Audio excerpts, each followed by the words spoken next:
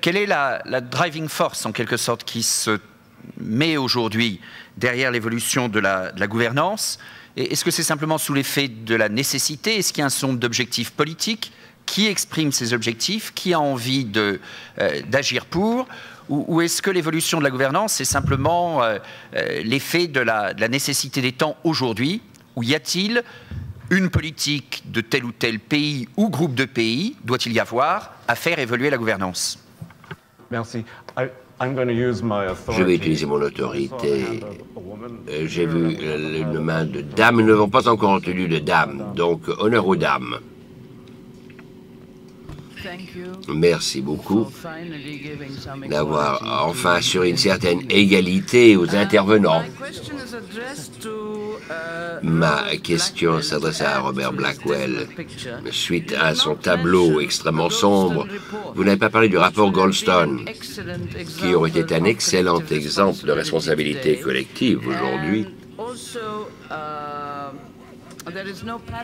Et d'autre part, aucun parallèle n'est établi entre la position des installations nucléaires d'Israël comme nous le faisons pour Téhéran. Premier point. Deuxièmement, qui s'adresse au président de la Mongolie, qui a souligné un élément très important, qui est d'engager les ONG pour la gouvernance mondiale. Et comment est-ce que cela peut être réalisé? Merci beaucoup, madame. Monsieur Petrini, si vous voulez commencer. D'ici? Oui, s'il vous plaît. On m'entend d'ici? Oui. Ouais. Oui. OK. Alors, d'abord, première question. Le G20 tel qu'il s'est organisé, c'est une décision pragmatique, empirique, prise sous l'empire de la nécessité et de l'urgence, qui traduit une sorte de rapport de force, puis en même temps un pouvoir de persuasion, et puis certaines capacités de refus. Bref, ça vous donne une photographie de la réalité. On sait que le président Sarkozy aurait préféré un G14, par exemple. Finalement, c'est un G20. Vous nous dites pourquoi pas l'ASEAN? Ben oui, pourquoi pas l'ASEAN? Les entités dans le monde qui considèrent que le G20 n'est pas assez représentatif, indépendamment du discours général sur est-ce que ça marginalise l'ONU, ça c'est autre chose. Mais par exemple, si l'Union africaine, l'ASEAN, d'autres entités, pas le Mercosur, il y a déjà le Brésil qui fait 80% de la chose, considèrent que ce n'est pas tolérable, ils s'organisent, ils s'expriment. Le système G20 est empirique, il n'est pas fermé dans les règles d'une charte, et à l'issue d'un travail politique bien mené, c'est tout à fait possible que s'organise en amont, voire même dans le G20. C'est un système évolutif, que les pays qui ont cette préoccupation se fixent un programme. Est-ce que l'ONU est le grand perdant? L'ONU, l'organisation peut-être, l'organisation en tant que telle, mais les Nations Unies, c'est les mêmes. Les membres permanents du Conseil de sécurité, c'est les mêmes, ils sont presque tous dans le G7, pas tout à fait tous, c'est les mêmes qui ont décidé de donner naissance au G20. Donc c'est au-dessus les puissances, les réalités, les puissances réelles qui ont dit on joue la carte du G20 parce que c'est plus facile que de réformer l'ONU. Puis on n'arrive pas à réformer le Conseil de sécurité. Donc cette réponse-là est à cheval sur deux questions. Oui, l'organisation des nations non unies, bon, peut souffrir en tant qu'organisation bureaucratique qui se croyait au centre des choses, parce qu'elle est contournable, en fait, par rapport à ça. Mais je crois, et vous m'avez questionné également là-dessus, je crois qu'au bout d'un détour, je veux dire par là, si le G20 fonctionne bien pendant un certain temps, peut-être qu'il apparaîtra absurde, même aux yeux de la Chine, de maintenir son veto sur l'entrée du Japon et de l'Inde dans le Conseil de sécurité. Qu'est-ce que ça voudrait dire au bout de 5 années du fonctionnement du G20 où tout le monde est ensemble pour traiter les mêmes sujets? C'est par ce biais que je pense, c'était dans mon scénario optimiste ça. Il y a deux scénarios. Voilà, et qui veut quoi? La question très juste, qui veut quoi dans tout ça? C'est une très bonne question à se poser tout le temps en évitant les concepts globaux pâteux qui ne veulent rien dire. Qui veut quoi? Eh bien, chaque membre du G20 veut quelque chose de particulier, qui ne coïncide pas forcément avec celui des autres. Il y a ceux qui veulent garder leur influence, rétablir leur influence, développer leur influence, se protéger de quelque chose. Et évidemment, chacun d'entre eux a également une petite idée sur ce qu'il faudrait collectivement faire pour que ce soit idéal. Et ça dépend de la stratégie de chacun. C'est pour ça que nous sommes obligés de réanalyser le monde comme on analysait le mécanisme européen au XIXe siècle, où d'ailleurs, entre parenthèses, il n'y a quasiment pas eu de guerre pendant un siècle. Il faut bien comprendre quelle est la véritable stratégie de chacune des puissances du G20, de chaque pôle. Et c'est après qu'on comprend ce qu'il y a comme dénominateur commun gouvernance globale possible. Merci. Mr. Hahn, would you like Monsieur Hahn, souhaiteriez-vous répondre?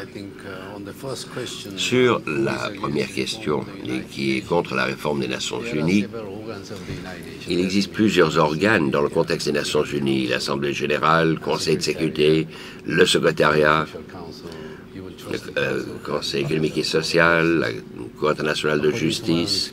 Selon ma propre expérience, si vous allez revitaliser une organisation, il y a des tensions entre les différents organes. Les membres du Conseil de sécurité hésiteraient beaucoup à voir l'Assemblée générale réactivée. Donc, il y a des tensions entre les différents organes au sein même des Nations unies.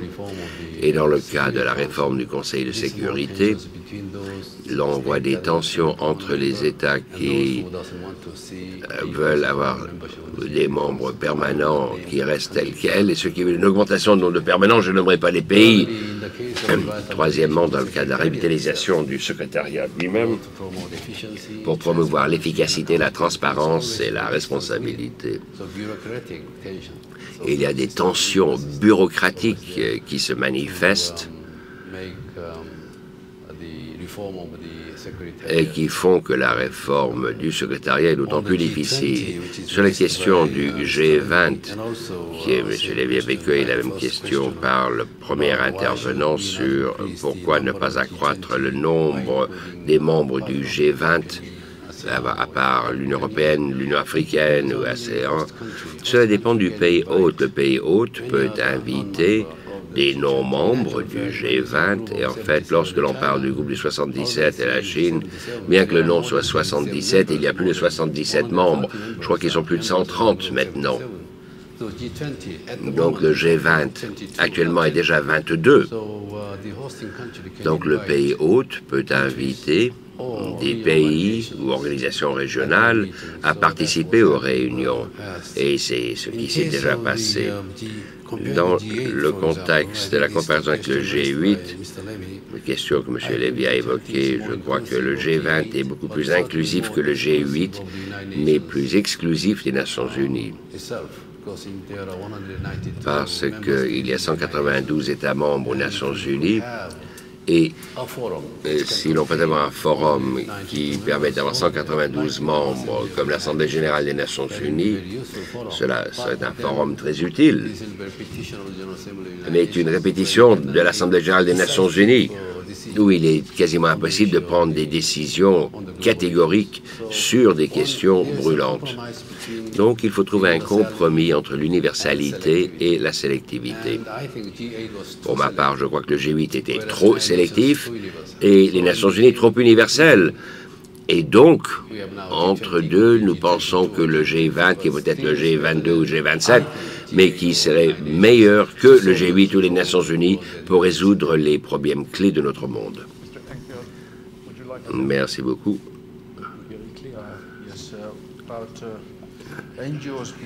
Monsieur Henker, oui, quant au rôle des ONG dans la gouvernance mondiale, j'aimerais dire que, comme nous avons vu ces dernières années, les ONG ont assumé un rôle beaucoup plus important dans les affaires du monde.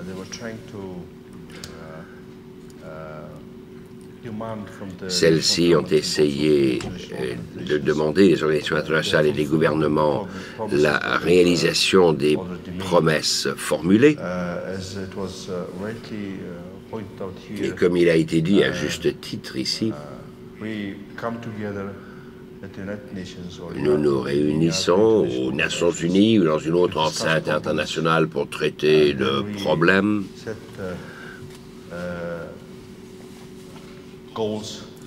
Et puis, l'on se fixe des buts à atteindre. Et puis, malheureusement, pour de nombreuses raisons qui seraient trop longues à développer, ces buts ne sont pas atteints.